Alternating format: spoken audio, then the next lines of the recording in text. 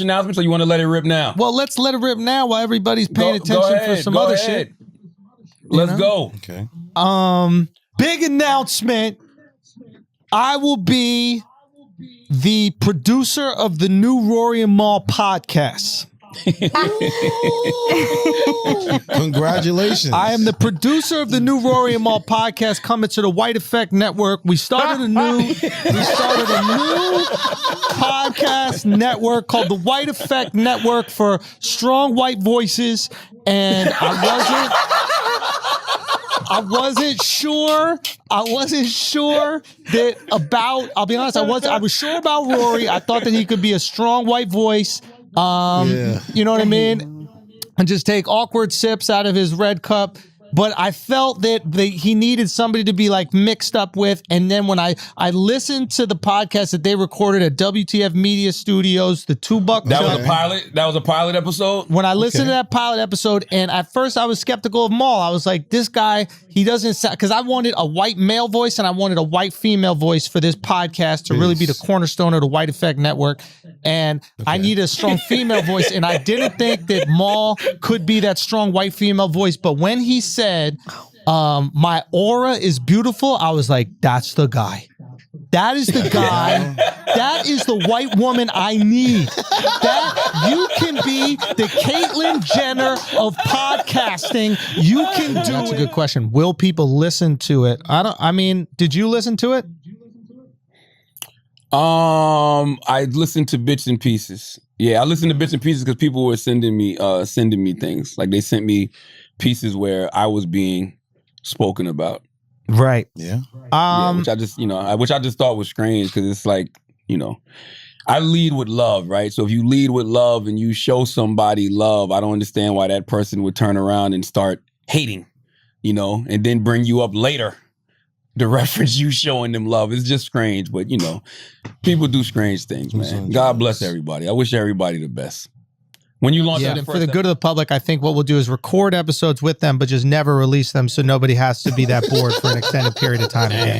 I tried to watch it. I tried to listen to it. And yeah, I mean, like, they just don't got it, man. They just don't got it. I mean... I wish everybody the best, man. And you know why I wish everybody? You know why I wish everybody the best, Schultz? I send positive healing energy to everybody. You know why? Why? Because I want my aura to always be beautiful, man, and I want my energy to always be pure, man. That's it. You know what I mean? That's what it's about. I wish him. I absolutely positively wish him the best. I just think it's strange, man. You know how like I'm sorry. Outside of that, I know we want positive energy to everybody, whatever. But you got to admit, there's a couple times that were fucking hysterical. Like you get these clips, and like there's just moments because that's next level, bro. Oh my God, that's kind of fucked up though. Somebody need to fuck him up though. Out of them two, somebody need to just give him like a couple of 30 seconds or do one of them Jake Paul fights or something like that. He owes somebody 30 seconds, bro. For what? Yeah, for love, bro. Yeah. It sounds like big manipulation to me. Talk to me, Ivy. What you feel? Like just from what I'm hearing, what I'm gathering, there you use the I love you to get what you want. What's the guy's name? The fuck is his name? Who? The guy who runs the fucking network. I have no idea. John. Oh. John is his name? Ian. Isn't it Ian? The guy who used to rap. The fuck is his name? Jonathan? Jacob? Peter, was it? Jacob Jingleheimer Smith. I don't know, but whatever. Bro.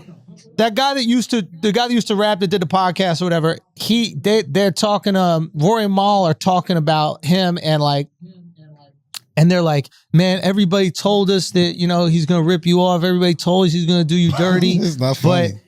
But then Rory Mal they're like, but he was our friend. We never thought that he would do that to us.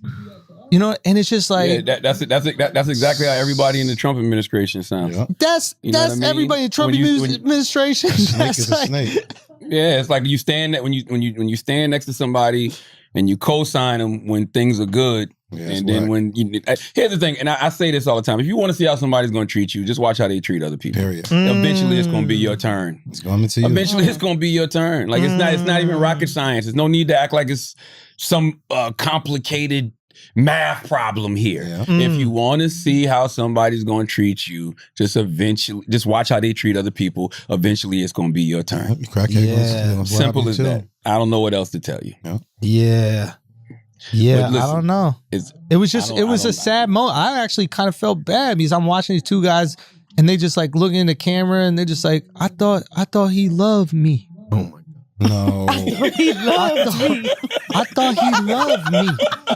I thought it was gonna be different with me. Because there's no permanent friends or enemies when it comes to business. Yes. You know what I mean? But you know, I'm gotta have respect though, bro. You gotta have respect, man. Like that's I saw Kevin Hart, you know, speaking on the situation, and I thought what Kevin said was very, very true. It literally just comes down to, you know, poor leadership skills. But everybody's I actually was a supporter of the progression of him and his podcast. From afar, to see you publicly shit on the guys that was with you, that's an example of poor leadership. That's an example of why you are where you are. Here's the answer. Point blank. You want to be by yourself. You want to be King Dingaling. Whoa. Not only did he have them so committed and so loved and so loyal, he kept talking about how important transparency was and being there for the creators and supporting the creators. And he had these two grown men that loved him so much, that were so deeply in love, they were co-signing the fraudulence that he was saying. Like, he's like, yo, we got to respect creators, pay creators, and full transparency. And they were like, yo, can we get paid? And could you have transparency with the books? And he was like, fuck no. And then they would go on the podcast the next week like, yeah, we're about creators, which that's next level manipulation and next level love. That's cult-like. The dude's got a talent. Well, listen, there's no future in fronting, man. And I mean, that's what I don't like. You know what I mean? Like, don't front. Like, don't sit there and act like things are all good if they're not. Like, you know, if you're going to get in front of a platform and you're going to call other people out on their deals and, you know, you're going to talk about what other people aren't doing in regards to business, just make sure you got your shit straight. Right. That's all. Don't live in a glass house. So my question is, does it fall on A or does it fall on B and C for not paying attention? I say it's them because they still under the same numbers as Joe was on. So what if they had got a big deal because they was on the same numbers and made something happen? Do they have to give Joe it? What if they all got a 3? And it's just the audacity, right? Like, if you're one way with me behind the scenes, but then you get on camera in front for the people that's, you know, watching you. I'm watching this like, oh, I can't do business with this. I don't fuck with you. What was the reason? Yeah, I don't even respect you, because here's the thing. This is what I love about life, right? We live in this era where people got platforms, so people can do YouTube videos, they can do their podcasts. Here's the thing. I know you're lying. Yeah. Your audience don't know, so you're entertaining them. But I'm watching you knowing that you're lying. I don't care if everybody else knows. I know. So when now you try to come back and deal with me and text me, good morning, hell no, I'm not responding to you. Don't please people that you ain't never met before. Word is born. Versus the people that you know you're gonna see at dinner one day. And lying to kick it. Yo, it's Big Ant, man. We back. Another edition of Urban Politicians TV, UPTV. Had to come tap in real quick, man. We seen Andrew Schultz and Charlamagne and they cast on the Brilliant Idiots podcast respond to Rory and Mals podcast episode, called them out, and then spoke on the whole Joe Budden podcast situation. Now, I'm going to be all the way real and solid with it. One thing that did stand out, they tried to act like they didn't watch the actual the Rory and Mal show, which I don't believe that. If you watched a lot of the clips, you watched the show. Just, you probably didn't watch it in full, but y'all can't act like y'all didn't pay attention to what's going on. It was like they kind of tried to downplay it a little bit, which I get it. Y'all got smoke with each other, but y'all motherfuckers was tuned in. Y'all had a 35-minute or however long conversation about their whole entire business, so you can't downplay them. Now, you can speak on the facts, which they did do. And, you know, just being all the way honest, it was a situation with Joe, I got to be all the way real, made his partners come out and look to the public like they didn't know what was going on. He dogged them niggas out.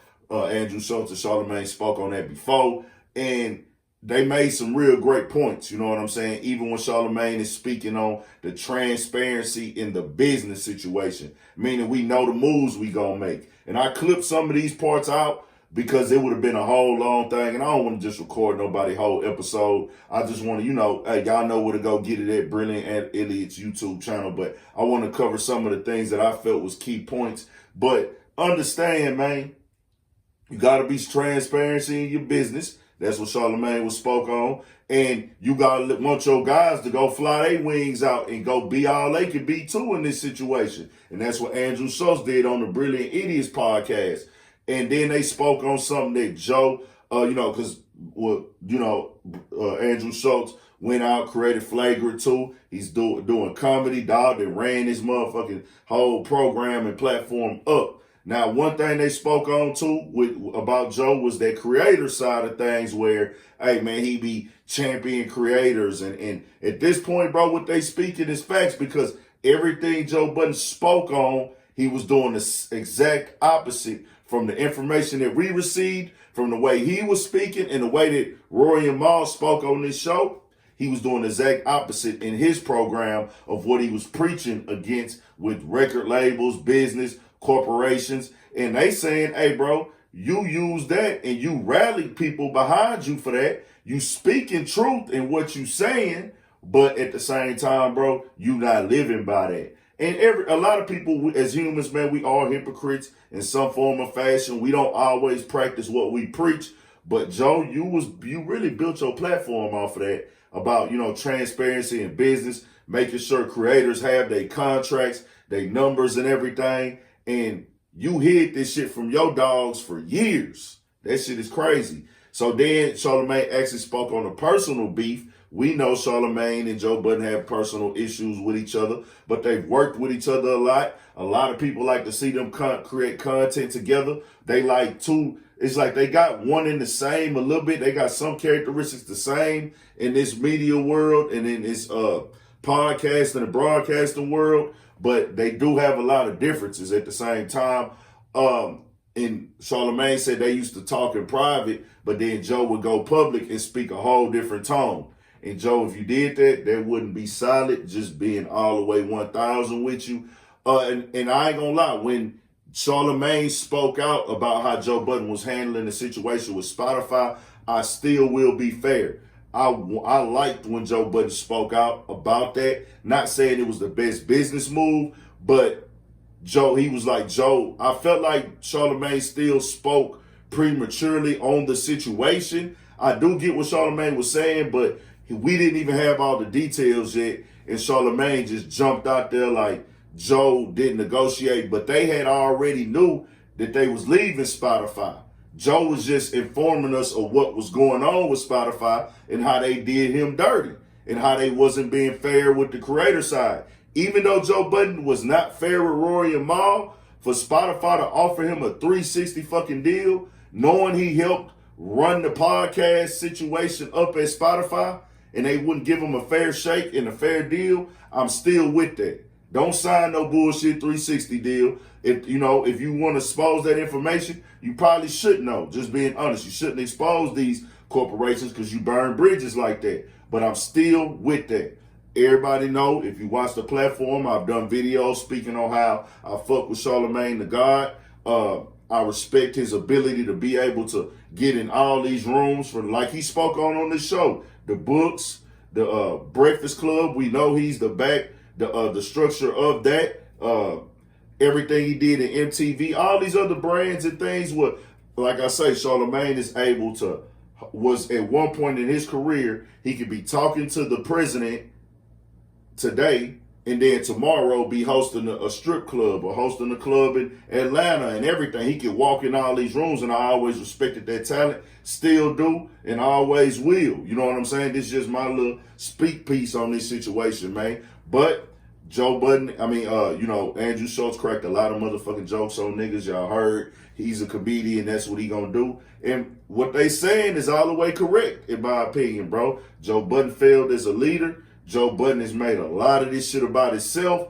You got to communicate when you doing business. Am I perfect? Fuck no. Do I do everything right? Fuck no. But Joe Budden, you, like Charlamagne said, you are so aggressive and you speak on everybody business. You gotta expect niggas now to come speak on your shit. It is what it is. And that's why I'm speaking on it, just being honest. Like that's why I feel comfortable talking about Joe Budden so much, if y'all wondering why. Not only am I'm a fan of the Joe Budden podcast, that's already known, but I've seen this nigga speak so much on other people's shit and get so aggressive and calling motherfuckers out. Shit, nigga, it's just this time that the ball done rolled. It is what it is. Subscribe to the channel, Urban Politicians TV. We gonna go live tonight, talk about some shit. And I got one more video coming for Joe Budden, and then we'll be off that shit, man. We got more everything coming. Y'all make sure y'all subscribe to the channel, Urban Politicians TV. Stay on your pivot. 1,000 for shit show.